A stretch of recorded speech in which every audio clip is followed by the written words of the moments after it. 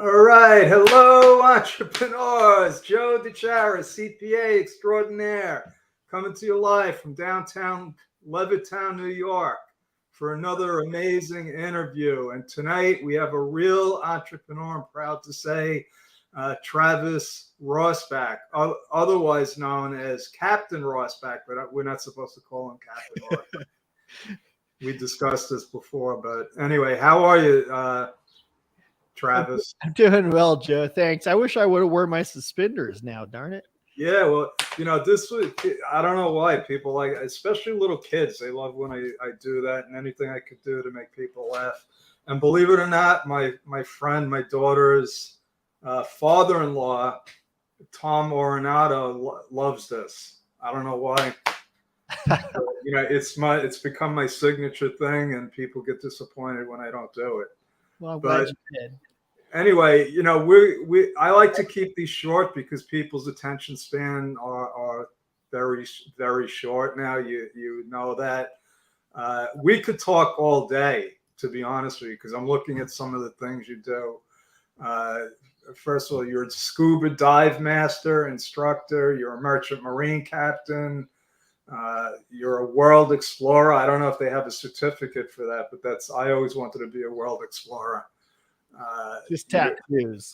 You actually have a contractor's license, so you could build your own house, right? Yeah. You sell real estate in Hawaii, and you're a yoga instructor. Yeah. And what do you do in your spare time? You invent things, right? So you invented this Hydro Flask. Does that sum it up? Or in a nutshell, yeah, that's pretty darn good. Yeah. Okay. So I love talking to inventors because right away, a lot of people might not look at inventors as entrepreneurs, but I think they absolutely are.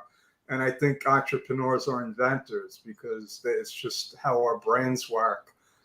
Unfortunately, some inventors never monetize their inventions, but it looks like you have. Can you tell us a little bit about this this awesome, what would you call it? A flask? You can use it for a lot of things, right? Yeah. Well, the water bottle that I created is called Hydro Flask. It's a double wall vacuum insulated stainless steel water bottle, and I was kind of frustrated with the fact that I couldn't keep temperature in my water bottles when I was living back in Hawaii on the North Shore. And so I took off to China and said, hey, let's figure out a way we can insulate our beverages longer. And that's kind of where Hydro Flask all started. So how long ago was that? That was about 2007 that I started in on it. 2007 started doing the preliminary research. 2008 started spending time in China. 2009 launched. Okay. And now you've done what? Did I see that right? You've done over 200 million in sales? Oh, Hydro Flask.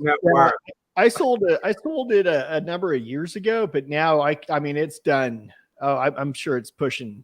Like it's a big, it sells a lot. It looks familiar. I'm pretty sure that I've owned one, and you're right. I'm thinking about those plastic water bottles. If you want cold water, you want warm water, they just go back to whatever the room temperature is, right? Right. Yeah. So I think it said that this maintains the temperature for like up to 4 hours, right? Well, I don't know what the claim is now. We were saying 24 hours cold and 12 hours hot, but we were finding, wow. I mean, there were times where I'd put ice in on a Friday and we'd still have ice on Wednesday the following. Oh my God. So, I mean, it was pretty incredible, depending on how often you open the lid and what kind of lid it had and everything else.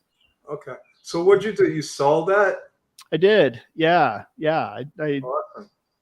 I took off and traveled around the world some more. I say around all over the world some more. And just now I have a bunch of property. I'm doing homesteading and cutting trees and being a lumberjack.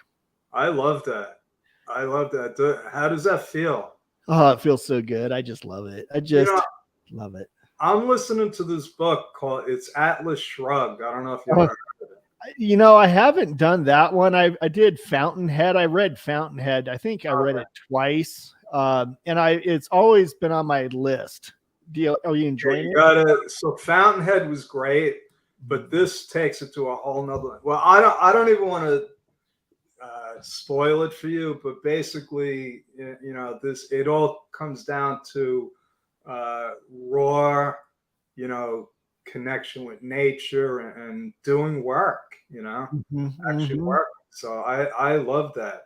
And you're Uh, listening to it on Audible or whatever? yeah, yeah. Okay. Yeah. Because I put it on 3 times the speed, and I could, yeah. Otherwise, Three times, Joe, you're an animal. My goodness. I can only I handle travel a two, lot. sometimes two if I'm sitting down, but three. Wow. Yeah. Well, most of the time 2.5, but I like to, as long as I could understand it, and it depends on who's talking. It You does. Yeah. this one, but I love to read real books too, believe it or not. How about you? Oh, I have a pretty sizable library. Yeah. In fact, I'm actually needing to build. I'm going to build a library that I live in. My house is going to be my library. I have so many books. Yeah. That's awesome. So you're an entrepreneur and you love to use your hands. Uh, tell me about some of the places that you visited. Boy, I've been to Tahiti and Fiji and New Zealand and Australia and China and Bali and Iceland and all over Europe, Venezuela, all over the Caribbean. What was your favorite place? I really love Iceland. I thought Iceland was just beautiful. There are hardly any people, for how big it is, and just beautiful. The weather, is not probably the best. I was there in June, but Probably why they call it Iceland. exactly, yeah. The topography though is just Aren't hot stunning. dogs like $25 there? And that's like the primary food source too. I mean, if you don't like them before, you leave, with an appreciation of them at least. That's awesome. So, what else? So, what other entrepreneurial endeavors have you been in? Because we never do one thing. Yeah, I started the Tumalo Group after Hydro Flask just so I could still be in the business world. And I do advising and consulting a lot of startups, and that has grown to be, Fortune whatever companies that need help with whatever they need help with. And so, yeah, now I'm doing the Tumalo Group kind of as a part-time hobby type thing. It was a passion project because I just absolutely love doing business and keeping my entrepreneurial wheels going. Yeah. So, what is that exactly? Well, I a lot of what I was doing was helping source products from factories. I've got a really good Rolodex of really outstanding, honest, reputable, upstanding factories, and so I was helping link the two. We started moving back into the United States for manufacturing, which is a lot of fun. I really, really appreciate that. And so that's a big part of what I'm doing now. But really, I'm finding that I have no standardized day. I'm going from marketing and branding, sales, negotiation, contracts, and just all kinds of different things that I get to partake in. That's awesome. It sounds like a dream life. And you're living in Hawaii. Right now, I'm in Oregon. Oh, Oregon. Okay. Yeah. That's great. I have some friends that travel all over. I have one friend, he actually doesn't, I don't think he has an address. It's whatever hotel he's at. But he travels around the world and does, philanthropic work. And, but that's great. Oh, that's the dream right there. Yeah. So, what kind of people are you coaching? Are you mentoring? Well, it varies. I think that the common denominator is that they are stuck. They're in a place where they've reached a plateau and they're not quite sure why or how to get out of the plateau, a bit of a funk or a rut. And, sometimes it's guerrilla marketing. Sometimes it's just blunt force trauma that pushes you right on through. And I find that I'm doing, it's almost like the psychology of business. I'm absolutely not a psychologist, nor do I, pretend to be one. But that's really what I do the most, is just the psychology of an entrepreneur, especially startup entrepreneurial psychology. Yeah, it's bad and it's going to get worse, but then it's going to eventually get better, as long as it gets better eventually. So what do And you mean it gets worse? What is it? well, sometimes it gets hard, as an entrepreneur, and then sometimes it gets Oh, better and even absolutely. worse, and so I think kind of bracing oneself for the hard times is very valuable, and you can learn a lot from it. And out of that resilience, we just grow stronger and stronger. Yeah, absolutely. I what I tell people, and I'm not coaching people at that level yet, but I think it's the same thing. It's not if something happens, it's when. And you could go down the line from Bill Gates. I just watched Elon Musk talk about SpaceX. The guy almost went bankrupt with that. Yeah, yeah, He yeah. had to choose between Tesla or SpaceX, and he chose both of them because they were like his baby. He said, he was down to $30 million. Yeah, I love that line. Yeah, he says, I got down to 30 or 40 million. I thought, wow, that would be great. That's it. But everything's relative. It was Is. like his baby, and that's how I look at my business. Well, and the other thing I liked about that 30 or 40 million that he was down to story is, I mean, that's kind of the passion that when you're an entrepreneur, there's really no more question. Like, instead of taking that, most of us would get up to 30 or 40 million and just tap out. You'd never see us again and kick rocks if you try to call. However, like, there's so much passion wrapped up in these projects a lot of the time that, he was willing to go right back in and risk it all right over again, because he loved it. He loves the game. It's a sport. Exactly. Why would he get up and say, I'm going to buy Twitter? Yeah. I'm like, what could possibly, it's like, he's not busy enough. Yeah. Right. Yeah. Yeah. So it's got to become like, what's my next challenge? And that's, I used to say, like, why does Bill Gates get up? What makes him, and it's always, there's always another cause, another project, let me do something that nobody else has done before. Yeah. Is that sort of what it's like for you? It is. That's very much accurate. And I think that also, of course, I don't have nearly the resources that those two aforementioned have, but I think the more, not yet. Yeah, I like that. I think the more resources you have and the more connections you have and the more time in the saddle and the more experience, the bigger and more exciting everything gets. And then everything just gets bigger and more exciting exponentially from there too. So it can become very, very addictive. Well, that's not a bad addiction now.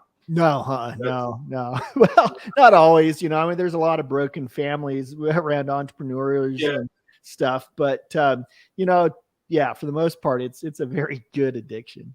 There's always a price people pay. People don't realize that. What I've seen is people that were unbelievably wealthy and not happy.